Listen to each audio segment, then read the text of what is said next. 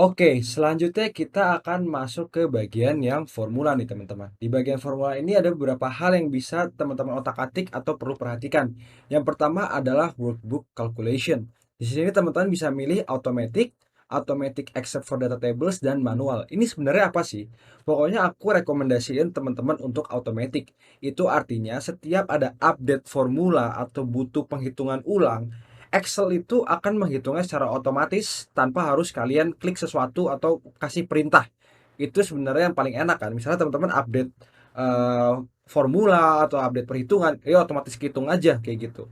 Tapi biasanya kalau misalnya model atau misalnya isi dari Excel itu besar banget, kalau misalnya kita ubah satu hal, lalu nanti akan mempengaruhi banyak hal, itu kan bikin yang dihitung harus banyak kan, misalnya gitu ya. Nah, hal itulah yang biasanya akan membuat Excel tuh suka crash. Sehingga kalau misalnya memang model kalian atau misalnya penggunaan Excel kalian itu benar-benar gede banget, mungkin teman-teman mau otak-atik bagian ini, misalnya menjadi automatic except for data tables kayak gitu. Tapi kalau misalnya penggunaan biasa, aku rekomend untuk ke automatic. Lalu selanjutnya adalah enable iterative calculation. Nah, ini apa sih dan kenapa di sini aku nggak centang? Saat kalian misalnya menghitung, misalnya nih, kadang kan suka kalian tuh entah itu salah atau sengaja bikin misalnya gini, hasil di A2 ya, itu dipengaruhi sama A1 kayak gitu. Padahal A1-nya ini juga dipengaruhi sama A2.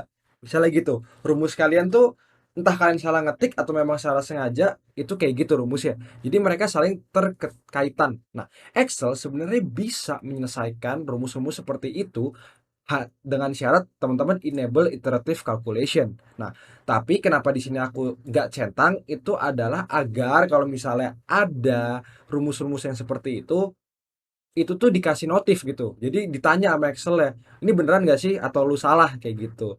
Jadi I leave it unchecked sampai tiba-tiba ada rumus yang kayak gitu, maka akan aku nyalakan. Kayak gitu.